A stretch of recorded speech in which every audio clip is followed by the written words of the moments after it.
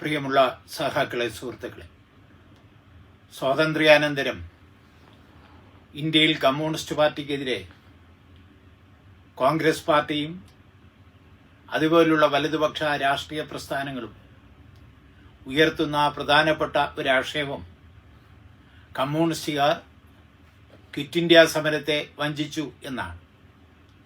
മറ്റൊരാക്ഷേപം കമ്മ്യൂണിസ്റ്റുകാർ സ്വാതന്ത്ര്യ സമരത്തിൽ പങ്കെടുത്തില്ല എന്നതാണ്. ക്വിറ്റ് ഇന്ത്യ ദിനവുമായി ബന്ധപ്പെട്ട് അത്തരത്തിൽ ഒരു പ്രഭാഷണം വളരെ ചുരുക്കി നിങ്ങളുടെ മുന്നിൽ അവതരിപ്പിക്കാൻ വേണ്ടിയാണ് ഞാൻ ഈ സമയം വിനിയോഗിക്കുന്നത്. 1920 കോൺഗ്രസ് പാർട്ടിയുടെ നേതൃത്വത്തിലേക്ക് ഉയർന്നുവന്ന മഹാത്മാഗാന്ധി 1942 ഓഗസ്റ്റ് മാസം 8-ാം തീയതിയാണ് അതിശക്തിയായ തീവ്രമായ മുദ്രാവാക്യം ബ്രിട്ടീഷുകാർക്കെതിരായി ഉന്നയിക്കുന്നത്. അവരുടെ ബോംബെ കൺവെൻഷനിൽ വെച്ചാണ് ബ്രിട്ടീഷ് ക്വിറ്റ് ഇന്ത്യ ആകണം എന്ന മുദ്രാവാക്യം ഉന്നയിക്കുന്നത്. ബോംബെയിലായിരുന്നു ആ കൺവെൻഷൻ ചേർന്നത്.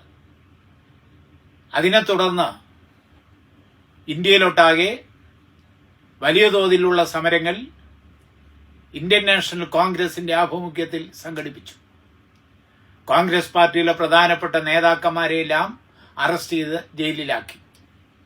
ഇതിന്റെ ഒരു മറുവശം എന്ന് പറയുന്നത്, എന്തുകൊണ്ട് ഗാന്ധിജി ഇത്തരത്തിൽ ഒരു മുദ്രാവാക്യം ഡു ഓർ ഡൈ, പ്രവർത്തിക്കുക അല്ലെങ്കിൽ മരിക്കുക എന്ന മുദ്രാവാക്യമാണ് ആ ക്വിറ്റ് ഇന്ത്യ സമ്മേളനത്തിൽ, ആ സമരത്തിൽ, ആ പ്രസംഗത്തിൽ ഗാന്ധിജി ഉന്നയിച്ചത്? എന്തുകൊണ്ട് ഗാന്ധിജിയെ ഇത്തരത്തിലൊരു പ്രഖ്യാപനം നടത്താൻ പ്രേരിപ്പിച്ചു എന്ന ചരിത്രം കൂടെ നാം ഓർത്തു പോകേണ്ടുന്നതാണ്. 1939 സെപ്റ്റംബർ മാസം 1-ാം തീയതിയാണ് രണ്ടാം ലോക മഹായുദ്ധം ആരംഭിക്കുന്നത്. ആ യുദ്ധം തുടങ്ങുമ്പോൾ തന്നെ ബ്രിട്ടീഷ് ഗവൺമെന്റ് ഇന്ത്യയെ സ്വാതന്ത്ര്യ സമരത്തിൽ അണിനിരത്താൻ വേണ്ടിയുള്ള പരിശ്രമം കൂടെ ആരംഭിച്ചിരുന്നു. ബ്രിട്ടീഷുകാരോടൊപ്പം ഇന്ത്യയെ അണിനിരത്തുക. അതിനെ കോൺഗ്രസ് പാർട്ടി നേതാക്കളുമായി സംസാരിക്കുന്നത് ക്രിപ്സ് മിഷൻ, അങ്ങനെ ഒരു നിയോഗം തന്നെ ഉണ്ടായിരുന്നു.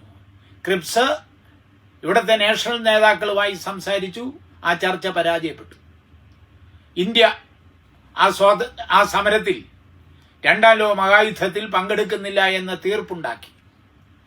എന്നാൽ ബ്രിട്ടീഷ് ഗവൺമെന്റ് ചെയ്തത്, ഇന്ത്യയും ഈ സ്വാതന്ത്ര്യ സമരത്തിൽ, ഈ രണ്ടാം ലോക മഹായുദ്ധത്തിൽ അണിനിരക്കുന്നു എന്ന പ്രഖ്യാപനമാണ് ബ്രിട്ടീഷ് ഗവൺമെന്റ് ഇന്ത്യയെ സംബന്ധിച്ച് നടത്തിയത്. അത് ഇന്ത്യയുടെ അനുവാദമില്ലാതെയായിരുന്നു. ഇന്ത്യയുമായി ചർച്ച നടത്തി തീരുമാനത്തിൽ എത്താതെയായിരുന്നു. ഇതിൽ പ്രകോപിതനായിട്ടാണ് 1942 ഓഗസ്റ്റ് മാസം 8-ാം തീയതി ഗാന്ധിജി ബോംബെ കൺവെൻഷനിൽ നടത്തിയ പ്രസംഗത്തിൽ ക്വിറ്റ് ഇന്ത്യ എന്നും ഡു ഓർ ഡൈ എന്ന മുദ്രാവാക്യം ഉന്നയിക്കുന്നത്. സെക്കൻഡ് വേൾഡ് വാർ തുടങ്ങി. സെക്കൻഡ് വേൾഡ് വാർ തുടങ്ങുമ്പോൾ ഒരു വശത്ത് Germany, Italy, Japan, Berlin, Rome, Tokyo, അച്ചുതണ്ട് ഒരു വശത്ത്, മറുവശത്ത് ബ്രിട്ടനും ബ്രിട്ടനോടൊപ്പം നിൽക്കുന്ന സോവിയറ്റ് യൂണിയനും അമേരിക്കയും. യുദ്ധം തുടങ്ങുമ്പോൾ ലോക കമ്മ്യൂണിസ്റ്റ് പ്രസ്ഥാനം, കമ്മ്യൂണിസ്റ്റ് ഇന്റർനാഷണൽ, സാർവദേശീയ സ്ഥിതിഗതികളെ സംബന്ധിച്ച് പരിശോധിക്കുമ്പോൾ ആ സാർവദേശീയ സമ്മേളനം വിലയിരുത്തിയത്, ഈ യുദ്ധം, സെക്കൻഡ് വേൾഡ് വാർ എന്നത് സാമ്രാജ്യത്വ രാഷ്ട്രങ്ങൾ തമ്മിൽ നടത്തുന്ന യുദ്ധമാണ്, ഇതിൽ കമ്മ്യൂണിസ്റ്റ് പാർട്ടിക്ക് യാതൊരു പങ്കുമില്ല എന്നായിരുന്നു. അതുകൊണ്ട് സോവിയറ്റ് യൂണിയൻ യുദ്ധത്തിൽ പങ്കെടുക്കുന്നില്ല. ലോകത്തിലെ കമ്മ്യൂണിസ്റ്റ് പാർട്ടികളൊന്നും യുദ്ധത്തിനെതിരായി യുദ്ധത്തിനോടൊപ്പം അണിനിരക്കുന്നില്ല. പല രാജ്യങ്ങളിലെയും കമ്മ്യൂണിസ്റ്റ് പാർട്ടികൾ യുദ്ധവിരുദ്ധ പ്രചാരകരായി മാറിയിരുന്നു. അങ്ങനെ ഒരു രാഷ്ട്രീയം മുന്നോട്ട് പോകുമ്പോഴാണ് 1941 ജൂൺ മാസം 22-ാം തീയതി സാമ്രാജ്യത്വ രാഷ്ട്രങ്ങളുടെ, ജപ്പാന്റെയും ജർമ്മനിയുടെയും ഇറ്റലിയുടെയും ആക്രമണം സോവിയറ്റ് യൂണിയനെതിരായി തിരിയുന്നത്. അത് അപ്രതീക്ഷിതമായിരുന്നു. ഉടനെ അടിയന്തരമായി കമ്മ്യൂണിസ്റ്റ് ഇന്റർനാഷണൽ ചേരുന്നു. അതുവരെ സാമ്രാജ്യത്വ രാഷ്ട്രങ്ങൾ തമ്മിൽ നടത്തിയിരുന്ന യുദ്ധം ജനകീയ യുദ്ധം എന്നവർ പ്രഖ്യാപിക്കുകയാണ്. ആക്രമണം, യുദ്ധത്തിന്റെ കുന്തമുന സോവിയറ്റ് യൂണിയനെതിരായി തിരിഞ്ഞതുകൊണ്ട് ലോകത്തിലെ കമ്മ്യൂണിസ്റ്റുകാരുടെ ഉത്തരവാദിത്വം എന്ന് പറയുന്നത്, തൊഴിലാളി വർഗ പ്രസ്ഥാനത്തിന്റെ ഉത്തരവാദിത്വം എന്ന് പറയുന്നത് ലോകത്തിലെ ഏക കമ്മ്യൂണിസ്റ്റ് രാഷ്ട്രമാകുന്ന സോവിയറ്റ് യൂണിയനെ സംരക്ഷിക്കുക എന്നതാണ്. അതുകൊണ്ട് ലോകത്തിലെ എല്ലാ കമ്മ്യൂണിസ്റ്റ് പാർട്ടികളും സോവിയറ്റ് യൂണിയന് പിന്തുണ നൽകണം എന്നതായിരുന്നു കമ്മ്യൂണിസ്റ്റ് ഇന്റർനാഷണലിന്റെ പ്രഖ്യാപനം. പക്ഷെ ഇവിടെ രണ്ടാം ലോക മഹായുദ്ധത്തിന്റെ മുന്നണിയെ സംബന്ധിച്ച് ഞാൻ പറഞ്ഞല്ലോ, ജർമ്മനി, ഇറ്റലി, ജപ്പാൻ അതിന് എതിരായി ഇപ്പുറത്ത് നിന്നത് ബ്രിട്ടനും സോവിയറ്റ് യൂണിയനും അമേരിക്കയുമാണ്.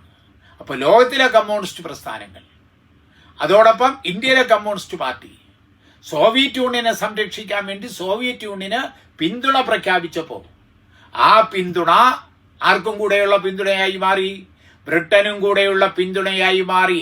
അതിനെ ദുർവ്യാഖ്യാനം ചെയ്തുകൊണ്ടാണ് ഈ രാജ്യത്തിലെ വലതുപക്ഷ രാഷ്ട്രീയക്കാരൻ, കോൺഗ്രസ് പാർട്ടി അടക്കമുള്ള നേതാക്കന്മാർ, കമ്മ്യൂണിസ്റ്റുകാരൻ ക്വിറ്റ് ഇന്ത്യ സമരത്തെ വഞ്ചിച്ചവര് എന്ന് പറയുന്നത്.